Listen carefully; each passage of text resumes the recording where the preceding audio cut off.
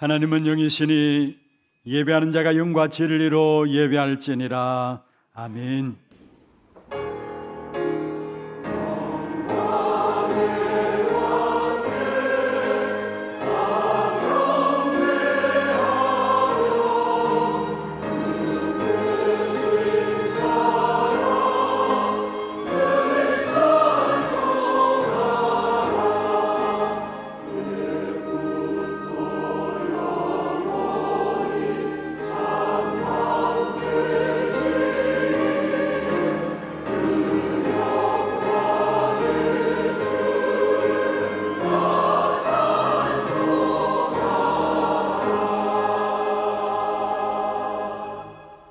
전능하사 천지를 만드신 하나님 아버지를 내가 믿사오며 그 외아들 우리 주 예수 그리스도를 믿사오니 이는 성령으로 잉태하사 동정녀 마리아에게 나시고 본디오 빌라도에게 고난을 받으사 십자가에 못 박혀 죽으시고 장사한 지 사흘 만에 죽은 자 가운데서 다시 살아나시며 하늘에 오르사 전능하신 하나님 우편에 앉아 계시다가 저리로서 산자와 죽은 자를 심판하러 오시리라. 성령을 믿사오며 거룩한 공회와 성도가 서로 교통하는 것과 죄를 사하여 주시는 것과 몸이 다시 사는 것과 영원히 사는 것을 믿사옵나이다. 아멘.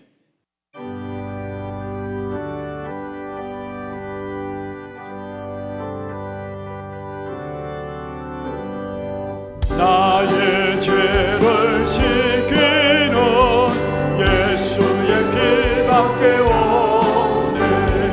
다시 정죄하기도 예수의 피밖에 오네.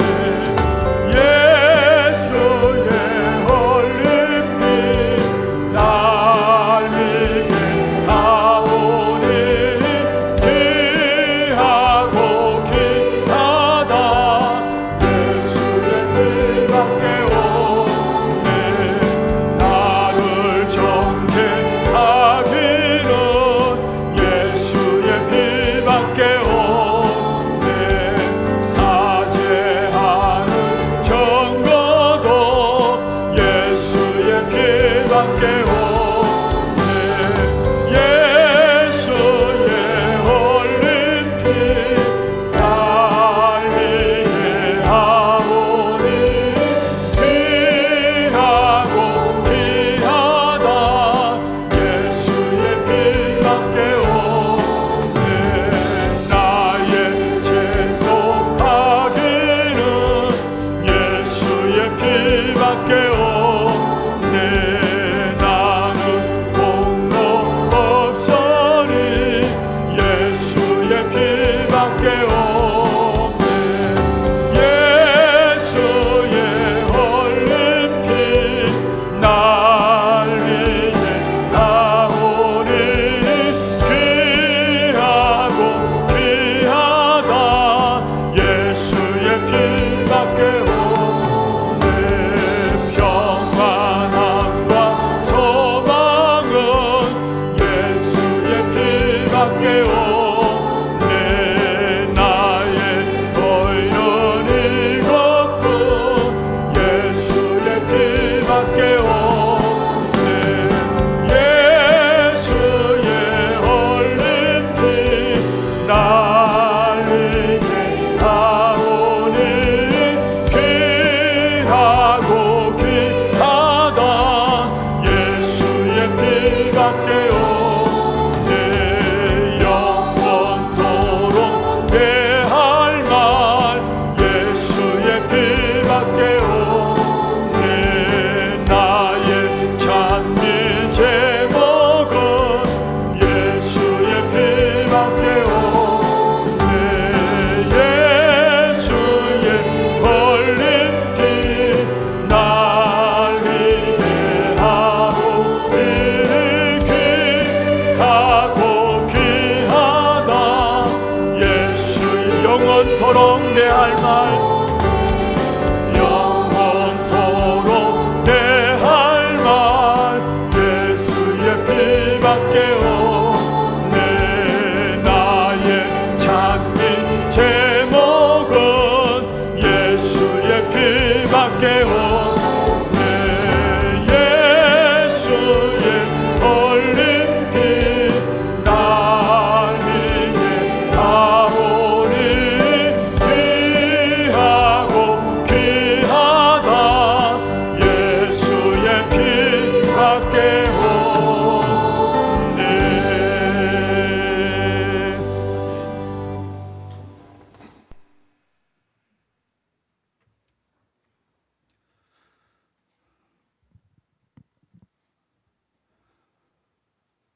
전능하신 하나님 아버지 감사합니다.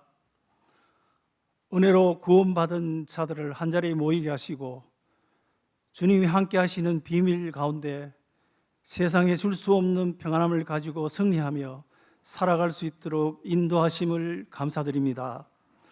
온전한 기쁨으로 하나님을 찬양하고 험한 길을 살아가는 동안 그리스도를 통해 참된 승리할 수 있도록 말씀으로 인도받게 하옵소서. 놓쳐버렸던 언약을 회복하는 기도 속에 들어가게 하시고 영적으로 하나 되고 소통되는 언약과 기도의 비밀을 누리게 하옵소서. 오직 그리스도의 언약을 붙잡고 가는 곳마다 하나님 나라가 임하며 성령 충만함 속에 땅끝까지 증인되는 축복을 누리게 하옵소서. 내 생각, 내 주장, 내 지식을 내세우지 말고 하나님의 뜻에 순종하고 절대 주권의 믿음으로 나에게서 나와서 하나님께로 가게 하옵소서. 오직 그리스도만 말하고 전도, 선교하는 우리 하나교회를 축복해 주심을 감사드립니다. 하나님이 유월자로 우리를 부르시고 237 나라 품는 세 가지 뜰 후대 살리는 금토일 시대를 치유하는 묵상운동을 통해 하나님 나라가 임하시며 미래의 재앙을 막는 후대를 살리고 시대를 치유하는 우리 하나교회가 되게 하옵소서. 담임 목사님께 성령 충만함과 오력을 주옵소서.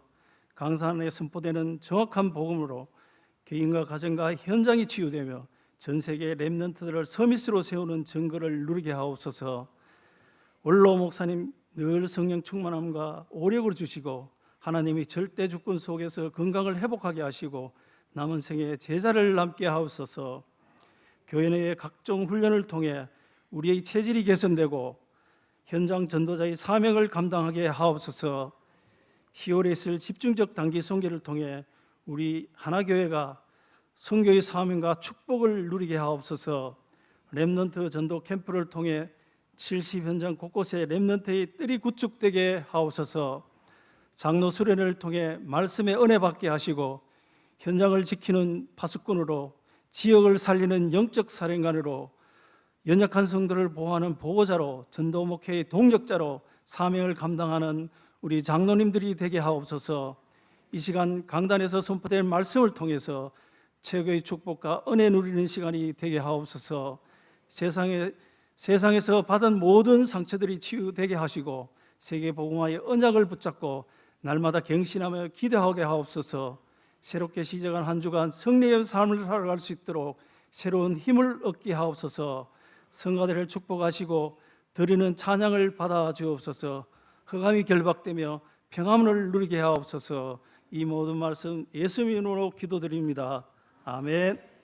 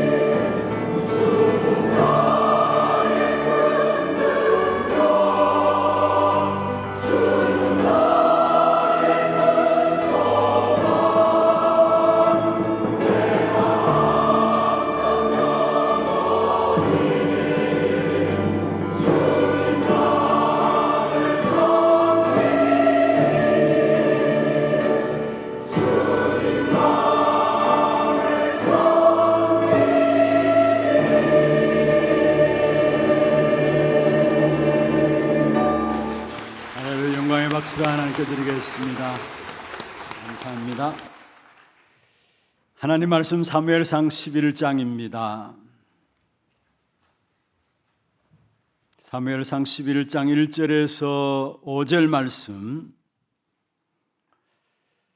교독을 하도록 하겠습니다. 암몬 사람 나하스가 올라와서 길르앗 야베스에 맞서 진침해 야베스 모든 사람들이 나하스에게 이르되 우리와 언약하자 그리하면 우리가 너를 섬기리라 하니 암몬 사람 나하스가 그들에게 이르되 내가 너희 오른 눈을 다 빼야 너희와 언약하리라. 내가 온 이스라엘을 이같이 모욕하리라. 야베스 장로들이 그에게 이르되 우리에게 이레 동안 말미를 주어 우리가 이스라엘 온 지역에 전령들을 보내게 하라. 만일 우리를 구원할 자가 없으면 네게 나아가리라 하니라. 이에 전령들이 사울이 사는 기브아에 이르러 이 말을 백성에게 전하매 모든 백성이 소리를 높여 울더니 같이 봅니다. 마침 사울이 밭에서 소를 몰고 오다가 이르매 백성아 무엇으로 일로 우느냐 하니 그들이 야베스 사람의 말을 전하니라. 아멘. 축복을 선포하겠습니다. 평안하십시오. 당신은 세계 살릴 선교사입니다. 하나님의 유업을 이을 자입니다. 할렐루야. 은혜로운 찬양 너무 감사합니다. 오늘 누구를 섬기며 살아가는가? 오늘 제목입니다. 누구를 섬기며 살아가는가? 여러분 마음 중심에 한평생 주만 섬기기를 바랍니다. 우리가 한평생 주만 섬기지 아니하면 다른 것들이 우리 안에 들어오고요. 그게 우리는 결국 종로로 달 수밖에 없는 것입니다. 그러나 정말 한평생 그리스도만 섬기며 나갈 때에 주의 참된 능력, 주의 참된 소망이 무엇인가를 확인케 되어지고 체험케 될 것입니다. 이번 한 주간도 모든 현장에서 누구를 섬기며 살아가는가? 오직 그리스도만 섬기는 시간들 되기를 바라고 여러분 평생이 주만 섬기며 살아감으로 말미암아 주님이 나에게 참된 능력임이 주님이 나의 참된 소망임이 확인되고 누려지는 증인의 삶이 되기를 다시 한번 주의 이름으로 축원합니다. 누구를 섬기며 살아가는가? 이 질문들을 날마다 우리에게 던져야 합니다. 그렇지 않으면 우리도 모르게 우리에게 받은 축복된 응답들을 놓치며 살아갈 수밖에 없는 것입니다. 그러나 누구를 섬기며 살아가느냐? 이 사실들을 날마다 질문을 던져서 여기에 대한 바른 답을 얻게 될 때에 주신 응답들, 축복들을 회복하게 될 것이고 그 축복된 증거를 가지고 우리는 한 시대를 살리는 귀한 축복된 응답으로 하나님께 우리를 인도하실 것입니다. 특별히 우리가 지금 계속해서 사무엘상을 보고 있습니다. 사무엘상 9장에서 12장까지는 사울을 왕으로 세워나가는 중요한 부분들이 있습니다. 그런데 이 부분을 다 살펴볼 필요는 없는 것 같고요. 그 중에 몇 가지 중요한 부분들을 우리가 좀 언약으로 붙잡고 또 새롭게 귀중한 기도가 시작되는 그런 시간이 되었으면 좋겠습니다. 특별히 사무엘상에 보면은 사사 시대를 거쳐서 왕정 시대를 이루게 되는 전환기에 이스라엘 백성들이 놓여 있었습니다. 이스라엘 백성들이 요구를 하죠. 우리를 위해서 우리를 다스릴 다른 나라처럼 왕을 하나 세워달라. 이미 하나님의 백성인 이스라엘 백성들, 하나님의 통치 속에 있는 하나님을 왕으로 섬기고 있는 이스라엘 백성들인데 보이는 하나님을 보이는 왕을 요구하고 나오는 사실들을 우리는 지난 시간들을 통해서 살펴보았습니다. 우리에게도 왕을 세워달라. 근데 왕을 세웠습니다마는 사람들이 지금 도무지 왕에 대한 개념조차 없는 그런 상황들이 계속되어 옴을 보게 돼요. 심지어 사울조차도 개념이 없었어. 그래서 오늘 읽은 11장 5절에 보면은 소를 몰고 있는 가운데 있었던 사람이 사울이었어. 왕에 대한 개념이 전혀 생기지 않고 없었던 이러한 시대였음을 우리에게 보여주고 있는 것이죠. 그리고 일부분의 사람들은 이 사울이 세워지는 부분을 보면서 어떻게 생각했느냐, 어떻게 저 사람이 우리를 구원할 수 있느냐, 부정적인 생각들이 가득 찼습니다. 오늘 읽지는 않았습니다만 10장 27절에 보면은 이렇게 말씀하고 있습니다. 이 사람이 어떻게 우리를 구원하겠냐 하고 멸시하며 예물을 바치지 아니하였다.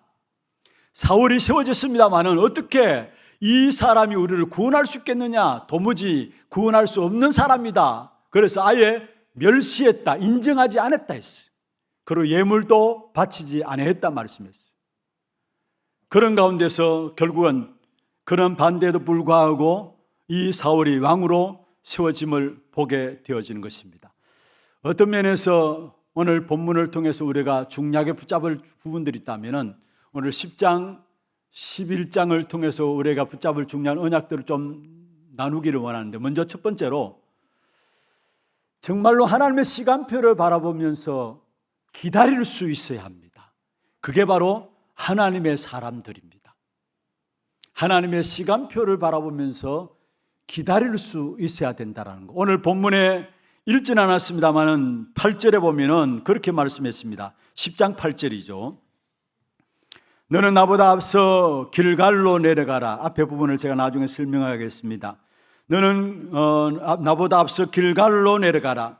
내가 니게로 내려가서 번제와 화목제를 드리니 내가 니게 가서 네가 행한 것을 가르칠 때까지 7일 동안 기다리라.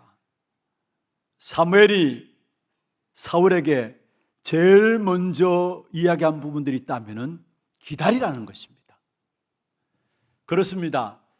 우리가 누구를 섬기며 살아가는가를 알면 알수록 기다리는 축복 속에 들어가게 되어 있어요. 여러분, 하나님의 말씀을 가지고 언약이라고 이야기하죠. 하나님의 말씀을 가지고 언약이라고 이야기합니다. 이 언약은 기다림을 포함하고 있어요. 하나님의 약속, 구약을 하나님이 우리에게 주신 이유는 뭐냐? 우리 인생의 문제를 해결할 그리스도 메시아를 보내시겠다는 약속이고요, 신약은 그 메시아가 그리스도로 오셨다라는 약속이 신약입니다. 한마디로 성경은 약속의 책입니다. 이 약속 가운데 가장 중요한 중심에 있는 것이 뭐냐 하면은 그것이 바로 기다리는 것입니다. 무엇을 기다리느냐? 하나님의 시간표를 알고 그 시간표를 기다릴 수 있어야 된다는 것. 어떤 면에서 우리 신앙생활에 제일 안 되는 부분이기도 한 것이 바로 기다림입니다.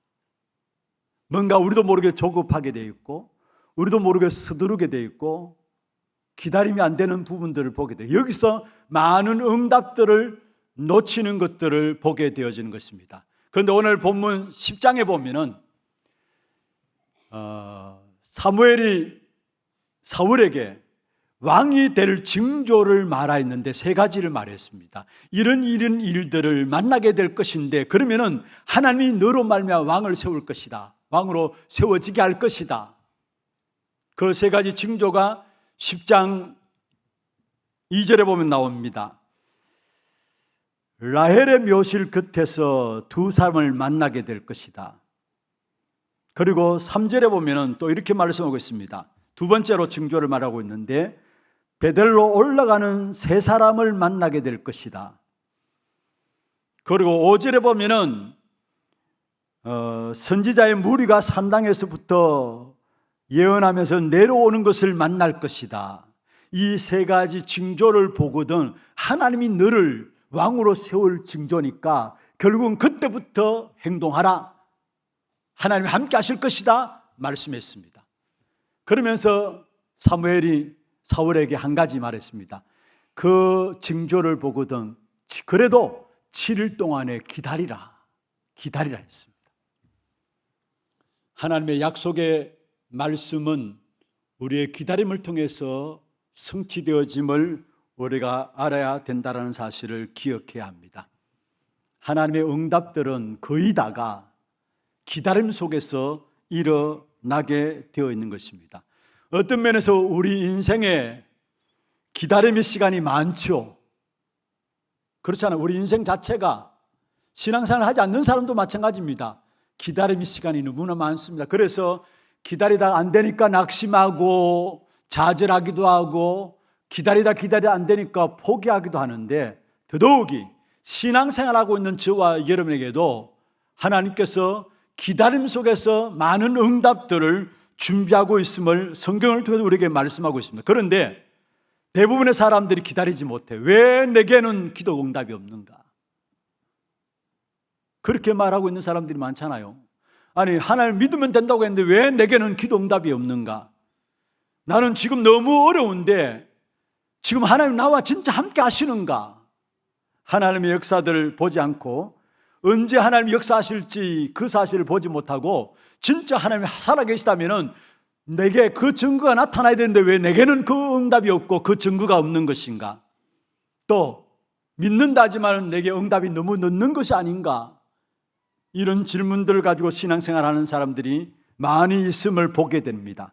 그런데 성경은 분명히 말씀하고 있습니다. 하박국 2장 3절입니다. 이 묵시는 정한 때가 있다라고 했어요. 이 묵시는 정한 때가 있다. 말씀은 반드시 시간이 있다라는 사실을, 시간표가 있다라는 사실을 우리에게 말씀하고 있는 거죠. 그러면서 마지막에 비록 더딜지라도 기다리라, 지체지 않고 반드시 응하리라.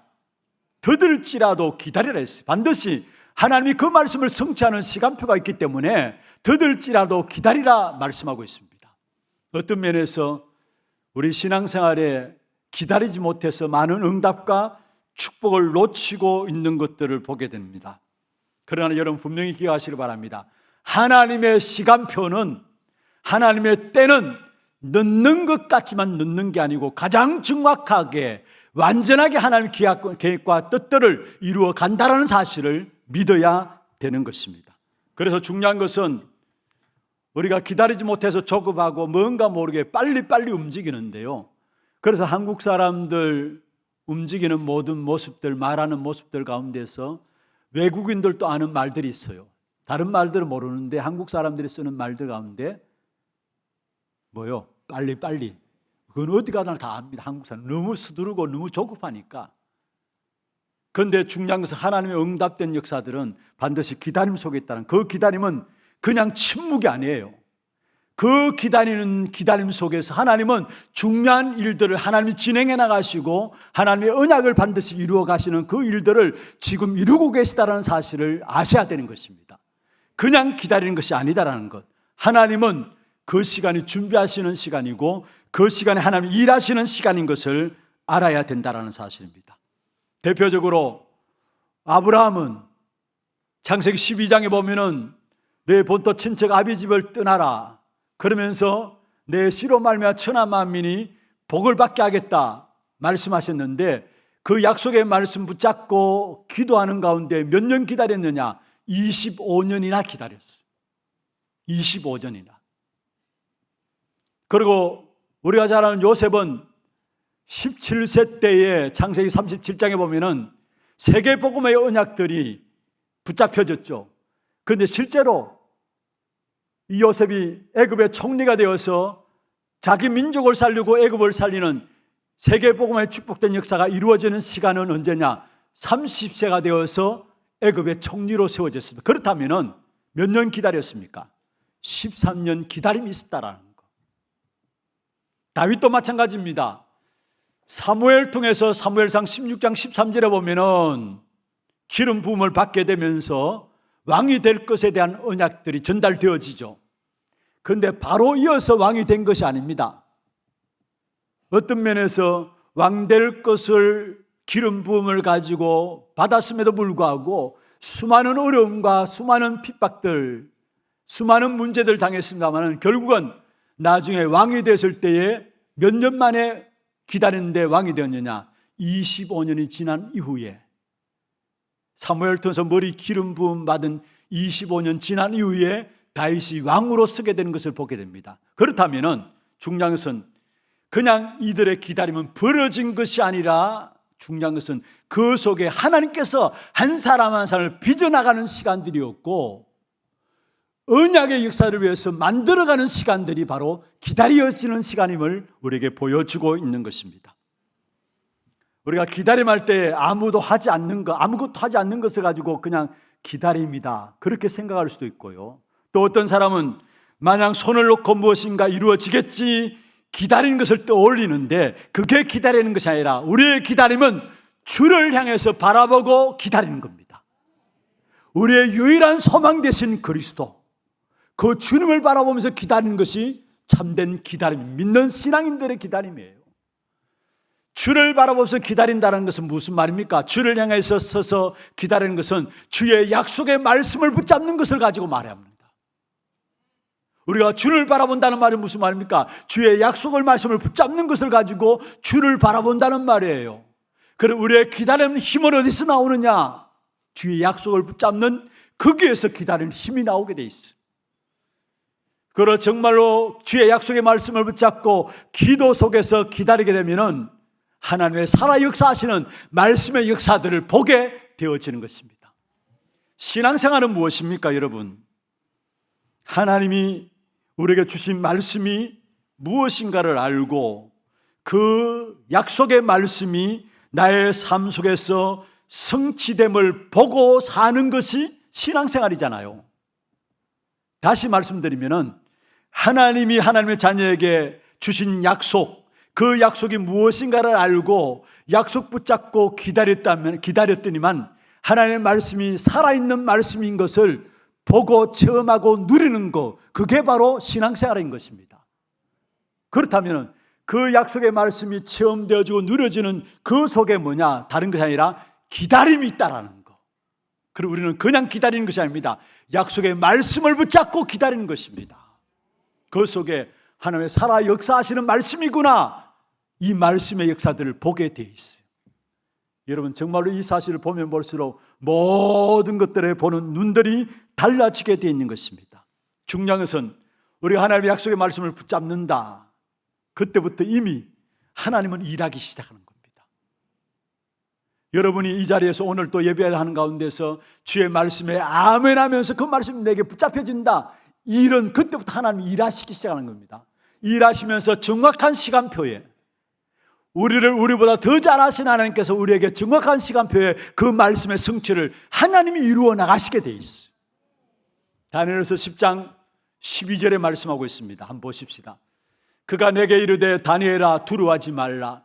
네가 깨달으려 하여 내 하나님 앞에 스스로 겸비하게 하기로 결심하던 첫날부터 내 말이 응답받았으므로 내가 내 말로 말미암아 왔느니라. 언제부터? 약속의 말씀을 깨닫기 위해서 결심하는 첫날부터, 다시 말하면 약속의 말씀을 붙잡는 그 시간부터 이미 응답되었다는 것. 그 시간표는 하나님의 손에 있고 우리에게 가장 정확하게 우리에게 하나님께서 말씀을 성취시키심을 말씀하고 있는 것입니다. 신앙생활, 하나님의 말씀이 살아서 역사하심을 보는 겁니다. 그렇다면 먼저 내게 약속의 말씀이 붙잡혀져야 되는 것이고, 그 약속의 말씀 붙잡고 어디에 들어가야 되느냐? 기도 속에 들어가야 합니다. 이게 바로 신앙생활이고, 그 속에 기다림을 통해서 하나님의 역사들을 우리는 체험하게 되어 있는 것입니다. 그런데 성경에 보면 기다리지 못한 사람들을 살펴볼 수 있는데요, 먼저 여러분 아브라함 살펴보십시다. 기다리지 못한 사람들, 하나님께서 갈대아 우르 우상 동네에 있는 아브라함을 불러내셔서 내 씨로 말미암아 천하 만민이 복을 받게 하겠다, 중요한 언약을 주셨어요. 갈대아 우르를 떠나라 하면서 내가 네게 복을 주고 내 씨로 말미암아 천하 만민이 복을 받게 하겠다. 그런데 아브라함은 아들이 없어요. 사실 씨가 없어요. 하나님께서 힘 빠져 있는 아브라함에게 창세기 15장에 나타나셔가지고 1절에 보면은 내가 너의 상급이다, 내가 너의 방패다 말씀했어요.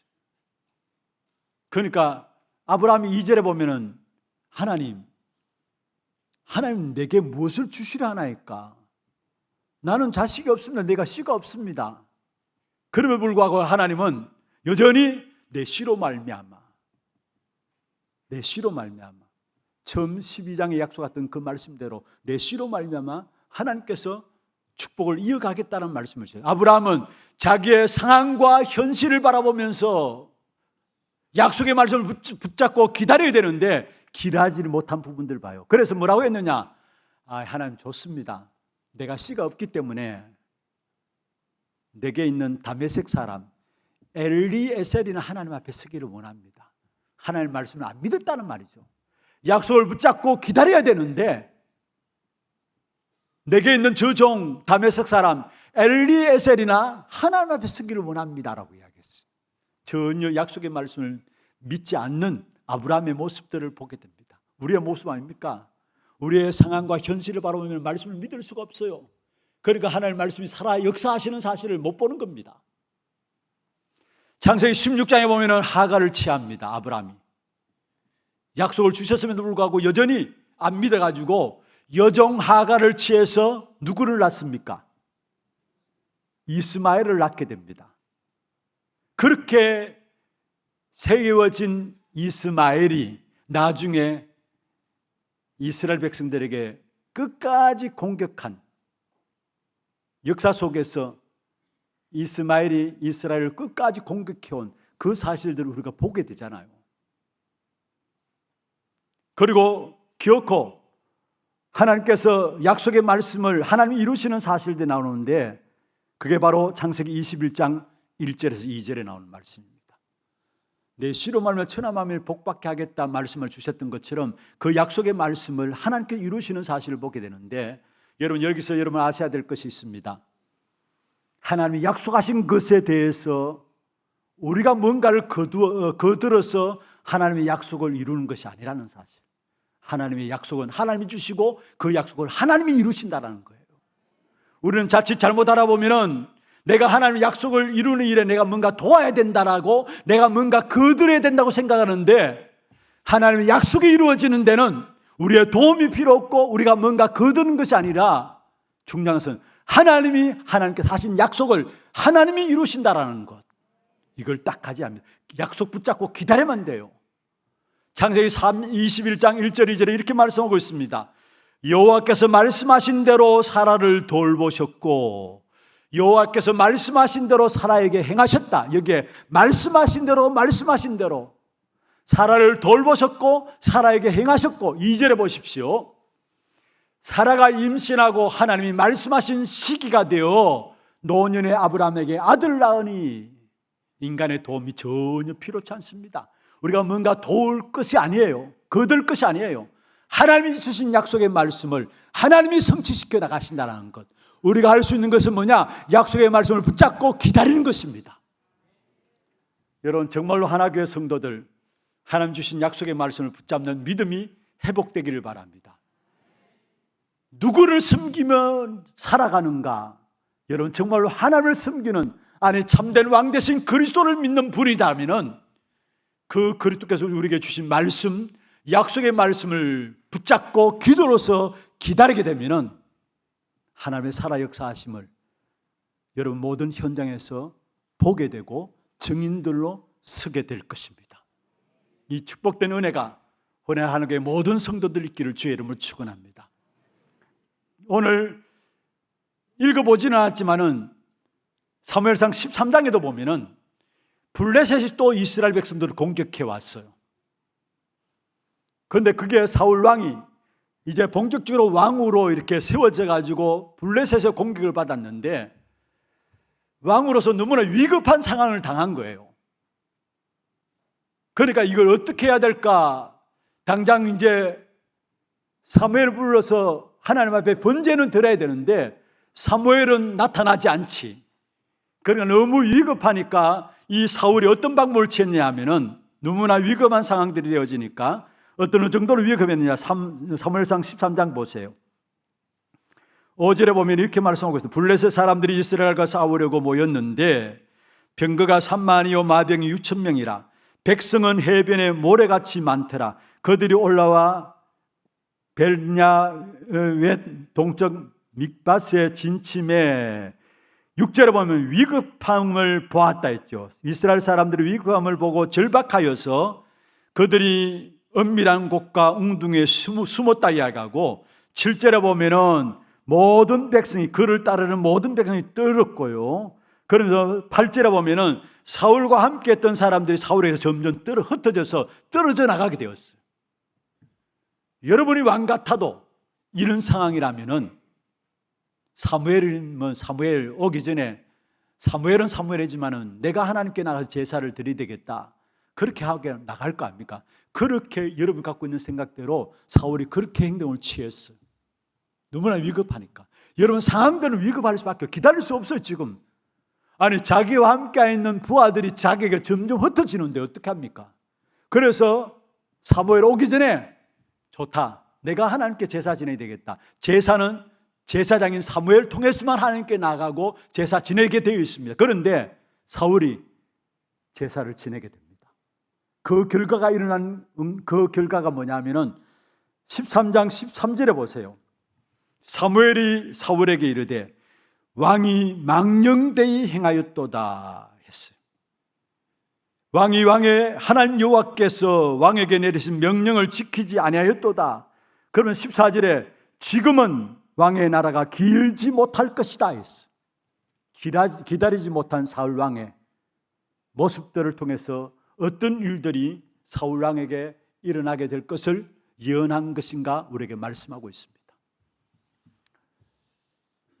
우리의 모든 상황과 현실과 모든 문제들을 하나님께서 너무나 잘 알고 계시는 주님이십니다. 그렇다면 우리는 주님께서 주시는 말씀, 약속의 말씀만 언약으로 붙잡고 기도 속에서, 여러분 약속의 말씀을 붙잡고 기도 속에 들어가는 그 기다릴 수 있는 힘을 얻는 거예요. 그 속에 나가게 될 때 하나님이 하나님 되심을 나타내 보이실 것입니다. 오늘 우리 찬양대 한평생 마음에 주님만 모시고 숨긴다, 산다, 그러한 자들에게 하나님의 능력됨을, 예수만이 능력됨을, 예수만이 참 소망됨을 보이시는 것처럼 우리 안에 약속의 말씀을 붙잡고 기도로서 기다리는 자에게 하나님 되심을 나타내 보이실 것입니다. 무엇을 통해서? 말씀이 살아서 역사함을 통해서 이 일에 증인되어지는 하나님의 모든 성도들 되기를 주의 이름으로 축원합니다. 그리고 한 가지 더 근본적으로 한 가지 좀 말씀을 드리고 싶은 부분들은, 내가 하나님의 약속의 말씀을 붙잡고 기도하고 기다리는 것도 기다리는 것이지만은 그 이전에 하나님이 나를 기다리고 계시다라는 것, 하나님이 나에게 기다리고 계시다라는, 나를 기다리고 계시다는 것, 하나님이 오래 참으심으로 말미암아 지금 또 나를 기다리고 계시다라는 것, 이 사실을 잊지 말아야 합니다. 내가 하나님의 약속의 말씀을 붙잡고 기다리는 것도 기다리는 것이지만은 모든 상황과 환경과 현실 속에서 하나님이 모든 축복의 응답을 준비해 놓고 지금 또 나를 기다리고 계시다라는 것. 이사야 1장 18절에 이렇게 말씀하고 있습니다. 오라 우리가 서로 변론하자. 너희 죄가 주홍 같을지라도 눈과 같이 여질 것이요 진홍같이 붉을지라도 양털같이 희게 하리라. 할렐루야. 오늘까지 기다리시는 하나님의 은혜가 우리에게 있는 것입니다. 오늘까지 기다리시는 그 하나님의 은혜가 누구를 통해서? 그리스도로 말미암아 우리에게 날마다 그 사실들이 확인되어야 되겠어요. 그래서 요한복음 3장 16절에 이렇게 말씀하고 있습니다. 하나님이 세상을 이처럼 사랑하사 독생자를 주셨다. 독생자 그리스도를 말하라고 했죠. 왜 주셨느냐? 이는 우리를 멸망 가운데서 멸망받지 않고 영생을 얻게 하기 위해서, 멸망받는 세상 가운데 있는 우리를 멸망받지 아니하도록 그리스도를 보내시사 지금 또 우리를 위해서 기다리고 계시다라는 거. 여러분 오늘 이 자리에 혹여나 아직까지 예수 그리스도를 나의 구주로 주인으로 영접하지 못한 분들이 있다면 진짜 마음에 지금 또 우리에게 모든 문제를 해결해 놓으시고 기다리시는 그리스도를 여러분의 구주로 주인으로 영접하는 시간 되기를 바랍니다. 그리스도께서는 인간이 해결할 수 없는 하나님을 떠난 문제, 인간이 해결할 수 없는 죄로 말미암아 저주와 재앙의 문제, 인간이 해결할 수 없는 사단의 운명 가운데 빠진 문제를 십자가에 다 해결해 놓으시고 지금 또 우리를 기다리고 계세요. 참된 왕으로, 참된 제사장으로, 참된 선지자로 우리 인생의 문제를 이미 다 끝내놓으시고 지금 우리를 기다리고 계세요. 계시록 3장 12절에 3장 20절에 말씀하고 있죠. 볼지어다 지금 내가 문 밖에 서서 두드리노니 누구든지 내 음성을 듣고 문을 열면 내가 그에게로 들어가서 그로 더불어 먹고 그는 나로 더불어 먹으리라. 이 시간에 여러분의 마음을 열고 예수 그리스도를 나의 구주로 주인으로 모셔드릴 때에 주님과 교제함을 누리게 되는 축복 가운데 들어가게 돼 있는 것입니다. 요한복음 1장 12절에 영접하는 자 곧 그 이름을 믿는 자들에게 하나님의 자녀되는 권세를 주었다 말씀했어요. 지금도 하나님의 은혜의 역사들이 그리스도로 말미암아 우리의 모든 문제를 해결해 오신 그 은혜가 나를 기다리고 계시다는 것, 이 사실을 오늘 여러분 믿는 믿음으로 주께 나가기를 바랍니다. 어떤 분이 그런 간증을 하셨어요. 목사님, 저는 신앙생활을 저희 가정에서 가문에서 처음 시작했습니다. 그리고 말씀을 계속 듣는 가운데서 어느 날 제 마음에 사도행전 16장 31절이 마음에 딱 담겨졌습니다. 우리의 가정과 가문의 현실을 보니까 그리스도 없이는 안 되는 것을 알게 되었고, 그래서 어떻게 하면 이 복음을 전할 것인가, 마음에 담겨진 언약이 담아주신 언약이 주 예수를 믿으라 그리하면 너와 내 집이 구원을 얻을 것이다. 사도행전 16장 31절의 말씀이죠. 그게 신앙생활 속에서 내가 가정과 가문을 위해서 기도해야 되겠다라는 마음을 하나님께 주셨어요. 그래서 끊임없이 계속해서 약속 붙잡고 기도하는 가운데서 형제들이 돌아오게 되고 하나하나 가정이 복음 앞에 서겨지게 되고 심지어 어머니까지 돌아오는데 아버지는 끝까지 복음을 안 받으시다는 거예요. 끝까지. 그런 가운데서 어느 날 아버지가 뇌출혈로 쓰러지게 되셨어요. 그래서 그때 기회다 싶어가지고 또 복음을 전했어요. 그런데 그때도 또 받지 않으셨어요. 그리고 두 번째 또 넘어졌어가지고 뇌출혈로 쓰러지셨는데 또 몸에 진단 받다 보니까 암까지 들어와 있어요. 암까지. 그래서 하나님의 시간표가 되겠구나 싶어서 복음을 전했습니다. 끝까지 완강하게 복음을 받지 않으신 아버지께서 복음을 받아들이고 심지어 예수 그리스도로 말미암아 세례까지도 받게 되는 그 응답을 누리면서 이 분의 고백입니다. 하나님이 기다리고 계셨던 것을 알게 됩니다. 아버지가 돌아오기를 기다리고 계셨던 것을 확인하게 되었습니다. 우리가 하나님을 기다린 것 같지만 아닙니다. 하나님께서 지금 또 마치 집 나간 탕자를 아비가 집 문 밖에 서서 동네 문 어귀에 와가지고 집 나간 탕자를 기다리시죠. 오늘 또 하나님께서 우리를 기다리고 계시는 것입니다. 그리스도 그 이름 붙잡고 우리의 모든 문제를 해결해 놓으시고 부르시는 하나님의 부르심 앞에 반응하는 여러분 되기를 주의 이름으로 축원합니다. 약속의 말씀을 붙잡고 기다리는 기다림 속에 들어가시고 먼저 나를 근본을 바꾸시기 위해서 하나님께 모든 문제를 해결해 놓으시고 우리를 부르신 그 하나님의 부르심에 반응하는 여러분 됨으로 말미암아 참된 하나님의 응답과 축복이 새롭게 시작되기를 주의 이름으로 축원합니다. 두 번째입니다. 누구를 섬기며 살아가는가? 이 사실이 분명할수록 여러분 우리는 세상과 타협하지 않게 되어 있습니다. 많은 사람이 세상과 타협하면서 살아갑니다. 마치 오늘 본문에 보면은 11장에 암몬 왕이죠. 나하스가 이스라엘 백성들을 공격해 왔습니다. 그러니까 이스라엘 백성들이 이 나하스 앞에 뭐라 했습니까? 우리와 언약하자. 조약을 맺자는, 평화협정을 맺자는 말이에요. 우리가 언약하자. 어떤 면에 하나님의 백성임에도 불구하고 하나님께 나가지 않고 무엇을 보고 있습니까? 하나님의 종이 세상의 종이 되어서 환난을 피해 보려는 그런 마음들, 그 중심을 볼 수 있는 것이죠. 문제가 오면 적당하게 해결해 보려고 하는 이런 모습들을 오늘 이스라엘 백성들의 모습에서 우리에게 보여주고 있습니다. 그런데 여러분, 문제가 오면 적당하게 해결해 보려고 노력하고 있지만은 결국은 그것이 우리에게 세상의 종이 되는 방법인 것을 아셔야 되는 겁니다. 우리는 그리스도 언약 가진 하나님의 자녀입니다. 여러분, 조금만 현장에서 말씀 붙잡고 기도하면 하나님 주시는 증거를 누리게 되어 있어요. 그것까지 우리는 세상을 살릴 자들로 나가게 되어 있어요. 그런데 이 축복의 비밀을 맛보지 못하니까 세상과 하나 되지 못하면, 세상과 같이 가지 못하면 우리가 뭔가 모르게 세상에 뒤처지는 것 같고, 그래서 세상과 짝갈 수밖에 없는 그러한 삶을 살아가게 되는데, 그 결과는 뭐냐? 결국은 세상의 종이 된다라는 것. 그 사실을 놓치지 말아야 합니다. 오늘 본문에 하나님께서 이스라엘 백성들의 왕이 되심에도 불구하고 이스라엘 백성들이 무엇을 요구했습니까? 우리에게 보이는 왕을 세워달라 요구했죠. 그런데 오늘 본문을 통해서 하나님은 이스라엘 백성들에게 보이는 왕, 암몬의 나하스 같은 이 왕이 너희들을 살리는 것이 아니다라는 거. 너희들이 살릴 줄 알고 보이는 왕을 요구하지만은, 그러나 보이는 그 왕이 너희들을 살릴 왕이 아니라는 것.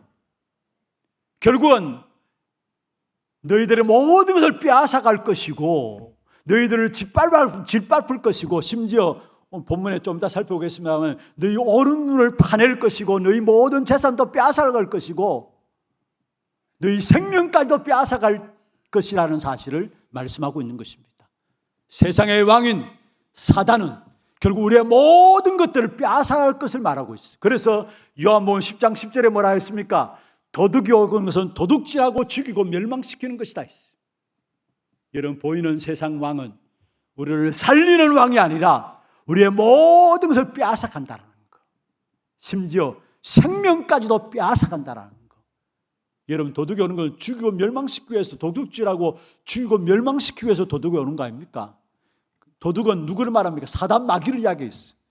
오늘 아니나 다를까 오늘 나하스라는 이름의 뜻이 뱀이라는 뜻입니다. 암몬 왕 나하스라 있는데, 나하스 이름의 뜻이 뱀이라는 뜻이에요. 뜻, 원문으로. 여러분, 뱀 무엇을 말합니까? 용 무엇을 말합니까? 사단 마귀를 말해요. 세상의 왕들이 너희를 살릴 왕이 아니라는 사실, 너희가 보이는 이방왕 나하스 같은 왕, 힘있는 왕을 요구하지만은, 그러나 그것이 너희를 살릴 왕이 아니라는 사실, 결국 그것이 너희의 모든 것들을 빼앗아갈 왕이라는 사실을 오늘 본문에서 우리에게 말씀하고 있습니다. 그러면서 구체적으로 어떻게 빼앗아가느냐 보세요. 여기에 암몬 사람 나하스라고 했는데, 암몬 사람 나하스는, 여러분, 암몬 사람이라는 것은 성경에 보면은 어떻게 생겨난 민족이냐, 족속이냐 하면은,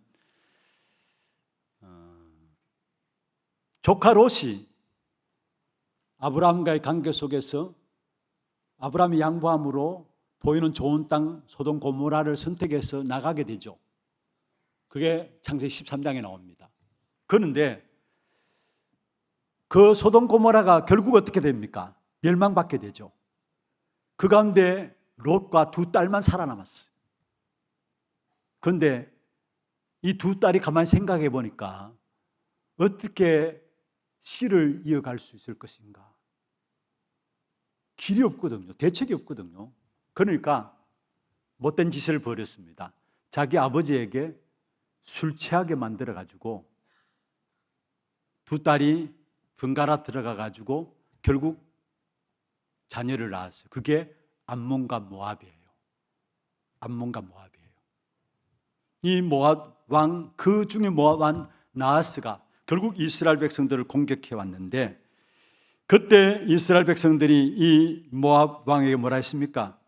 오늘 본문에 보면 그렇게 하죠. 1절에 보면은 우리와 언약하자, 그리하면 우리가 너를 섬기겠다. 암몬 사람 나하스가 2절이죠. 그들에게 이르되 내가 너희 오른 눈을 다 빼야 너희와 언약하리라. 이 이스라엘 백성들이 기도하면서 하나님께 나가야 되는데 세상과 타협하는 모습을 보게 돼. 우리와 언약하자, 협정을 맺자. 그러면 우리가 평생 조공을 바치면서 살게. 그 이야기를 하는 겁니다. 그러니까 나하스가 뭐라 하느냐? 아니다. 너희 오른 눈을 다 빼야 언약하겠다. 여기에 오른 눈을 빼야 된다 했는데 원래는 오른 눈을 파내야 된다는 말이에요. 군인들이 전쟁할 때 왼손에 방패를 듭니다.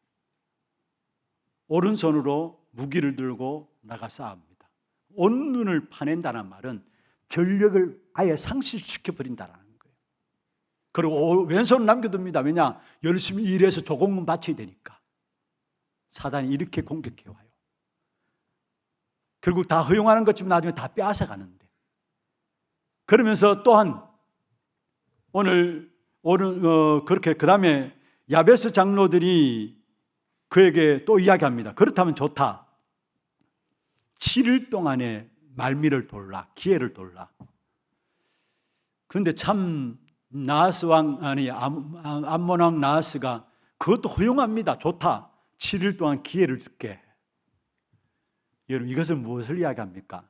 오른 눈을 완전히 빼앗아 버린다는 것도 모욕이지만은 또 전혀 힘이 없는 이 이스라엘 사람들에게 7일 동안 기회를 준다라는 말은 측은해서 기회를 주는 게 아니라 모욕 중에 모욕입니다. 너희들이 아무리 힘내고 아무리 일어선다 할지라도 너희를 구원할 자가 없다라는 모욕 중에 모욕입니다. 그런데 그런 가운데서 결국은 이스라엘 장로들이 야베스에게 나하스에게 요청을 하게 되죠. 이스라엘의 대표격인 장로들입니다. 그렇다면은 진짜 하나님의 언약을 붙잡고 우리가 기도 속에 들어가야 되겠다고 약속을 붙잡고 나가야 되는데 어떻게 하면 우리가 살아날 것인가 전전긍긍하면서 인본주의 쓰는 모습들을 우리에게 보여주고 있어요. 이게 이스라엘 백성들의 모습일까요? 오늘 이 자리에 앉은 저와 여러분의 모습이 아닙니까? 우리가 오직 그리스도 이야기하지만은 실제로 문제와 상황과 일들 당하면 어디로 돌아가느냐? 내 생각과 내 기준으로 돌아가요.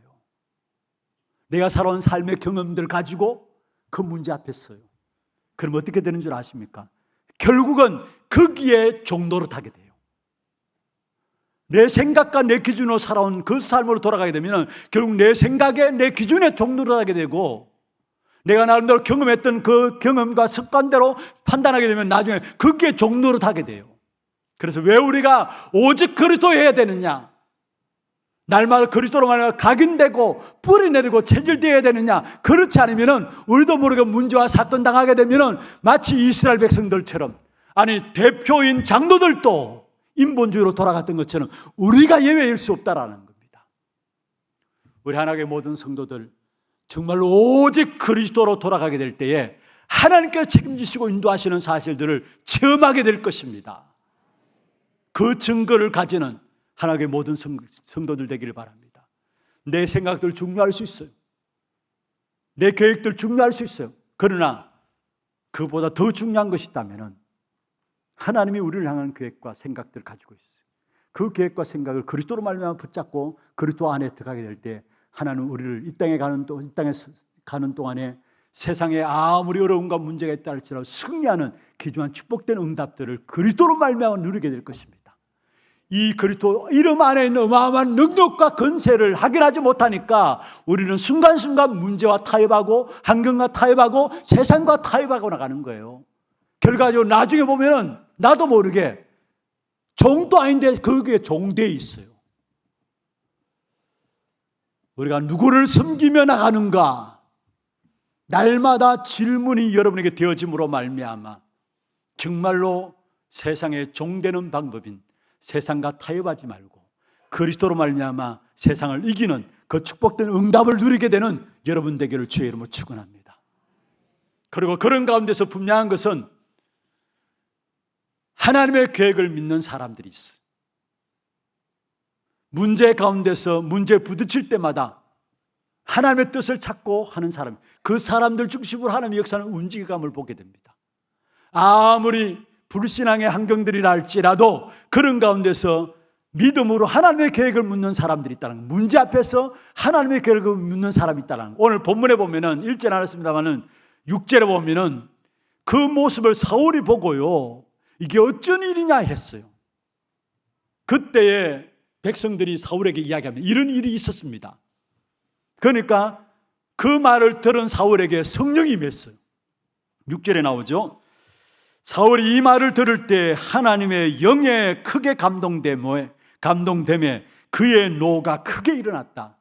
하나님의 성령의 역사를 충만하게 문제 생길 때에 그 문제 속에서 뭐냐? 오히려 사울은 하나님의 성령의 충만함을 잊게 되었어요. 그 성령의 충만을 받게 되니까 오히려 그 일에 대한 어분이 생겼어요. 노가 생겼다는 것은 어려운 분이 생겼다는 말이에요. 그래서 사울이 어떻게 했느냐? 몰고 가던 소 한 결이, 한 결은 2마리입니다. 2마리 소를 각을 띄어가지고 이스라엘 지파에게 보냈습니다. 그런데 그 각 띄어진 그 소, 그것을 받아든 이스라엘 백성들이 다 같이 분노가 일어났어요. 하나님의 성령의 역사로 말, 그 본문에 쭉 읽어보면 그 내용을 하나님의 역사로 말미암아 이스라엘 백성들에게도 분노가 일어나가지고 그래서 모여진 군인이 33만이 모였어요. 그 33만이 새벽에 조용히 나가서 암몬 사람을 쳐 부수었는데 11절에 한번 보세요. 11장 11절. 이튿날 바울이 백성을 3대로 나누고 새벽에 적진 한가운데로 들어가서 날이 저물 때까지 암몬 사람들을 치매 남은 자가 다 흩어져서 둘도 함께한 자가 없었더라. 완전한 승리의 역사를 사울이 거두게 되죠. 이 결과로 말미암아 아니 어떻게 저 사람이 우리를 구원할 수 있겠느냐, 부정적인 생각을 가지고 바라봤던 사람들이 뭐라고 바뀌어졌느냐, 누가 그런 이야기를 하느냐, 그런 이야기를 하는 사람이 있으면 당장 내가 벌 주겠다. 그게 11장 12절에 나와요. 한번 보세요. 생각들이 하나님의 역사를 보고 생각들이 바뀌어진다. 한번 보십시다. 같이 한번 읽어보십시다. 백성이 사무엘에게 이르되 사울이 어찌 우리를 다스리겠나 한 자가 누구이니까 그들을 끌어내소서 우리가 죽이겠나이다. 언제는 저가 어떻게 우리를 구원하겠냐 하다가 저들을 그렇게 이야기한 사람을 끌어내라, 우리가 죽이겠다, 이렇게 나와요. 그러면서 결국 15절에 보면 사울이 길갈에서 정식적인 왕으로 세워지게 되는 것을 보게 됩니다. 무엇을 좀 말씀드리고 싶으냐, 여러분 문제와 사건들 당할 때마다 그 모든 문제들을 가지고 기도 속에 들어가시기를 바랍니다. 문제 없는 곳은 없습니다. 이 땅에 살아가는 동안에 문제 없기를 바란다면 응답 없기를 바라는 사람과 똑같은 겁니다. 문제 없는 것은 없어요. 오히려 어떤 면에서 공동묘지나 문제 없을지 모르지만은 모든 인생은 살아가면서 문제를 당하게 돼 있어요. 그럼 우리는 문제 당할 때마다 성령 충만 받을 수 있도록 어디에? 기도 속에 들어가는 겁니다. 기도 속에. 문제를 피하려고 하지 마시고요, 하나님 내게 이 문제를 없애달라고 기도하지 마시고요. 어떤 면에서 많은 사람들이 그런 기도를 합니다. 문제 없는 상황을 만들려고 끊임없이 애쓰고 살아갑니다. 그런데 그런 노력도 할 필요가 없습니다. 문제는 일어나게 돼요. 그러면 그 문제를 가지고 우리는 어디에 들어가느냐? 기도 속에 들어가. 모든 문제를 기도로 연결하는 것입니다. 그러면 그 속에서 우리는 뭐냐? 성령의 충만함의 힘을 얻게 되어 있는 것입니다. 사울이 문제를 생기니까 하나님을 의지하는 마음으로 말미암아 성령께서 그 마음을 감동시켰다 말씀하고 있는 것입니다. 우리의 문제들이 어떤 문제든지 상관없습니다. 여러분 문제 없다면 답도 없고 해결도 없어요. 문제가 있어야 결과가 있습니다. 그렇다면 우리에게 있는 문제는 뭐냐? 크고 작은 어떤 문제든지 문제를 가지고 기도 속에 들어감으로 어떤 면에 어려우면 어려울수록 큰 문제를 당하면 당할수록 더 큰 은혜가 우리에게 보장되어 있어요. 고린도전서 10장 13절입니다. 한번 같이 한번 봅시다. 고린도전서 10장 13절 같이 한번 읽어보십시다. 사람이 감당할 시험 밖에는 너희가 당한 것이 없나니 오직 하나님은 미쁘사 너희가 감당하지 못할 시험 당함을 허락하지 아니하시고 시험 당할 즈음에 또한 피할 길을 내사 너희로 능히 감당하게 하시는. 할렐루야. 여러분 뛰어넘어 보세요. 사람이 감당할 시험 밖에는 우리가 당한 적이 없다. 지금 주어진 시험 우리가 당할 수 있다라는 거예요. 사실은 미리 겁내가지고 시험 앞에 어쩔 줄 몰라 하는데요, 감당할 수 있기 때문에 준 거예요. 사실은. 그러면서 오직 하나님의 미쁘사 너희가 감당하지 못할 시험 당함을 허락하신다고요? 허락하지 않는다 했어요. 그리고 시험 당할 즈음에 또한 우리에게 뭐를 연다고요? 피할 길을 여신다. 그리고 능히 감당하게 하신다 했어요. 능히 감당하게 하신다. 문제가 많으면 많을수록, 문제가 크면 클수록 큰 은혜를 입게 돼 있고 큰 능력을 누리게 돼 있어요. 어떤 분이 조사를 했어요. 엘리야가 하나님 주신 영적인 힘을 가지고 7번의 이적을 행했다고 합니다. 그런데 엘리사는 뭐라고 기도했습니까? 당신에게 있는 영감의 갑절이 내게 있기를 원합니다. 너무나 어려운 현실을 알고 엘리사가 기도한 겁니다. 당신에 있는 영감의 갑절이 내게 있기를 원합니다. 그런데 엘리사가 누렸던 이적은 14번이라고 해요. 내게 있는 문제, 큰 문제 앞에 누리시길 바랍니다. 즐기시길 바랍니다. 환영하라고 하면은 좀 그렇겠습니다만은 여러분 문제는 크면 클수록 더 큰 하나님의 계획과 응답들이 준비되어 있기 때문에 정말로 환영하시길 바랍니다. 내가 감당할 수 있는 사람이기 때문에 내게 주시는 것이구나. 그 문제에서 하나님은 내게 큰 축복의 역사들을 준비해 놓고 계시는구나 찾아내시고 이번 한 주간도 승리하는 여러분 되기를 주의 이름으로 축원합니다. 우리 함께 찬양하고 기도하는 시간 갖도록 하겠습니다. 찬양은 시선입니다. 내게로부터 눈을 들어 주를 보기 시작할 때 주의 일을 보겠네. 찬양하겠는데요. 기도 제목도 한번 보십시다. 누구를 섬기며 살아가는가? 참된 왕이신 그리스도를 섬기고 사는 전도 제자의 기도입니다. 같이 한번 읽어보십시다. 말씀 붙잡고 기도로 기다림으로 말씀이 살아서 역사하심을 누리게 하옵소서. 모든 삶을 책임지시는 하나님의 백성됨을 알고 날마다 그리스도께 나아가게 하옵소서. 모든 것을 가지고 기도 속으로 들어가서 하나님의 능력됨을 간증하는 증인 되게 하옵소서. 기도 제목들을 붙잡으시고 기도하겠습니다. 찬양하겠습니다.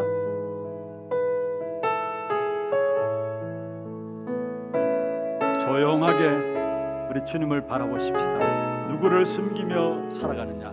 내게로부터 눈을 들어 주를 보기 시작할 때 주의 일을 보겠네. 내 작은 마음 돌이키사 하늘에 꿈꾸게 하네. 주님을 다시 한번 하겠습니다. 내게로부터 눈을 들어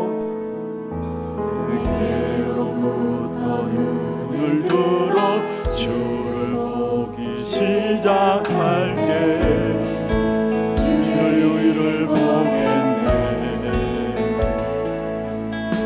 내 작은 마음 돌이키사 하늘에 꿈꾸게 하네.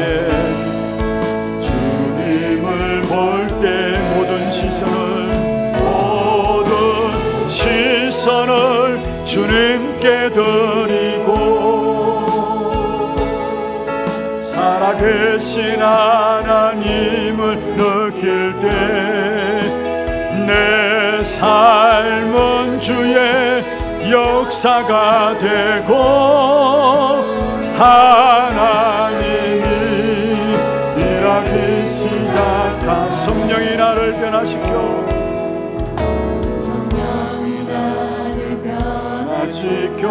모든 두려움 사라질 때 주의 일을 보겠네.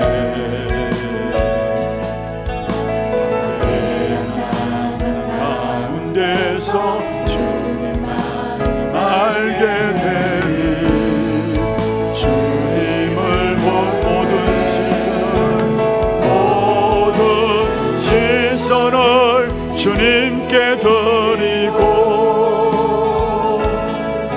전능하신 하나님을 느낄 때 세상은 주의 나라가 되고 하나님이 한번 나아가서 내게로부터 눈을 들어 눈을 들어 주를 보기 시작할 때 주의 일을 보겠네. 내 작은 마음도 우리 기사 하늘에 꿈꾸게 하네. 주님을 모든 시선을 주님께 살아계신 하나님을 느낄 때 살아계신 하나님을 느낄 때 내 삶은 주의 역사가 되고 하나님이 일하기시 모든 시선을 주님께 드리고 모든 시선을 주님께 전능하신 하나님을 느낄 때 전능하신 하나님을 느끼 세상은 주의 나라가 되고 세상은 주의 나라가 되고 하나님이 일하기 시작하네. 누구를 섬기며 살아가는가? 여러분 정말로 약속하신 하나님의 말씀을 믿는 믿음을 우리에게 허락하 달라고 기도하시고 정말로 세상과 타협하지 아니하고 오직 그리스도로 영적 싸움을 싸움으로 하나님이 완벽하게 우리를 책임지시도록 모든 것을 준비해놓고 우리를 부르셨는데 그 축복을 누리고 세상을 정복하고 다스리는 귀한 응답 누리는 증인들 되게 역사하여 주옵소서. 오늘 주신 말씀들 가지고 기도 제목들 가지고 함께 기도하겠습니다. 전능하신 하나님 아버지 은혜와 사랑을 감사함을 드립니다. 참된 왕이신 그리스도를 섬기며 살아가는 전도자들로 우리를 불러주심을 감사함을 드립니다. 이번 한 주간 말씀 붙잡고 기도로 기다림해야 할 주옵소서. 말씀이 살아서 역사하시는 그 축복을 누리는 저들 에게 인도하여 주시옵소서.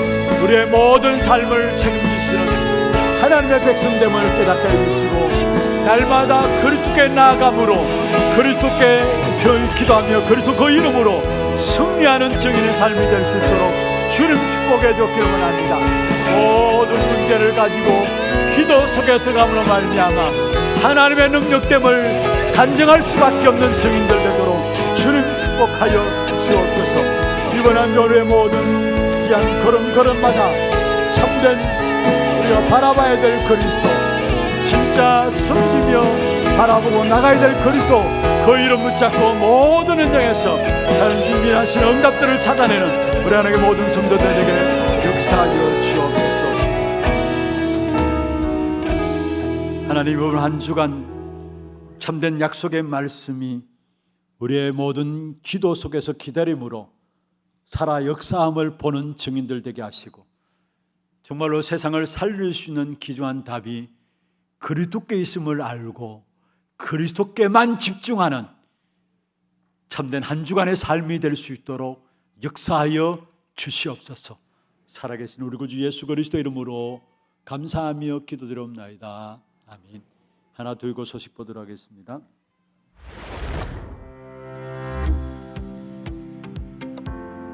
처음 나오신 분을 진심으로 환영합니다. 예배 후 새가족실에 방문해 주시기 바랍니다.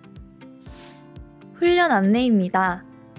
다락방 전도학교가 오늘 오후 1시 30분 초등부실에서 진행됩니다. 제54차 대구노예 전도캠프 예비캠프 훈련이 팀 합숙을 통한 새로운 전도를 주제로 오늘 주일과 다음 주 주일 저녁 6시부터 9시 하나교회에서 장성도 목사를 강사로 진행됩니다. 2층 로비에서 당일 등록도 가능하며 자세한 문의는 홍아람 준목께 해주시기 바랍니다. 제54차 대구노예 전도캠프 본캠프는 25일 목요일부터 이틀간 트리니티 교회에서 진행되며 훈련 등록은 21일 주일까지 교회 사무실에서 해주시기 바랍니다.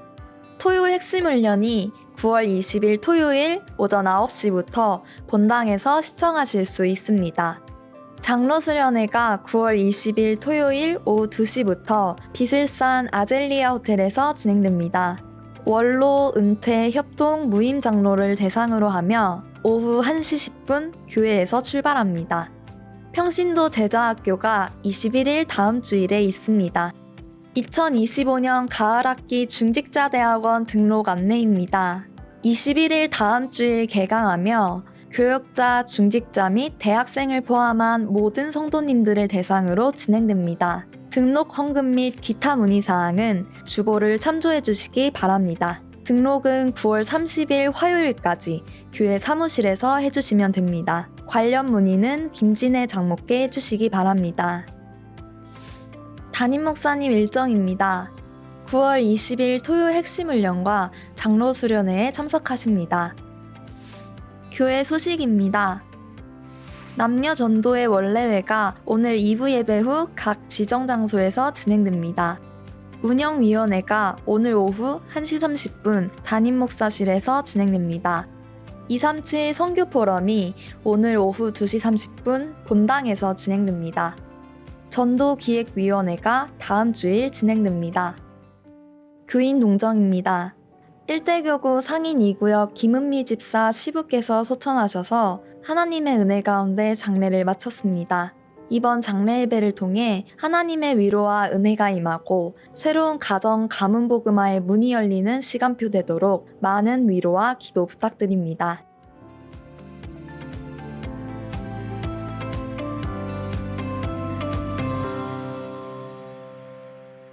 예, 감사합니다. 교회 안에 진행되어지는 많은 훈련들을 통해서 여러분 한 분 한 분이 현장의 전도자로 세워지는 그런 응답의 축복을 누리기를 바라겠습니다.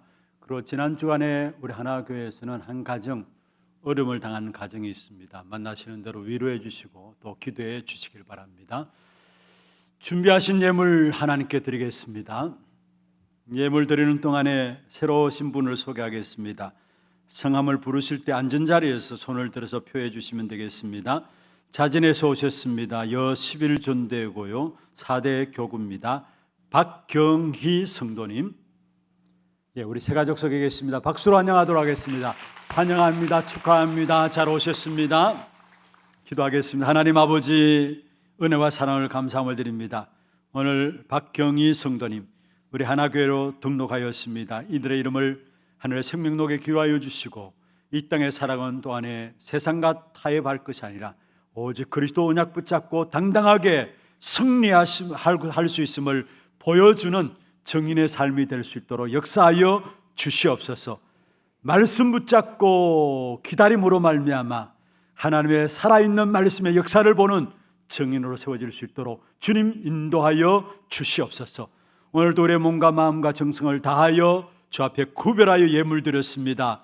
11조로 성경금으로, 건축원금으로, 장학원금으로, RUTC 연금으로, 방송교체연금으로, 또 하나스미스쿨원금으로, 감사원금으로, 주정원금으로 제목을 따라 드린 모든 예물들 위에 축복하여 주시고 드린 손길과 가정과 산업에 필요를 채우시는 하나님의 공급하심이 누려지게 하시고 237 나라 5천 종족을 살리는 참된 축복된 가정과 가문 경제가 되도록 역사하여 주시옵소서. 살아계신 예수 그리스도 이름으로 감사하며 축복하며 기도드리옵나이다. 아멘. 다 같이 일어나서 마지막 찬양 드리겠습니다.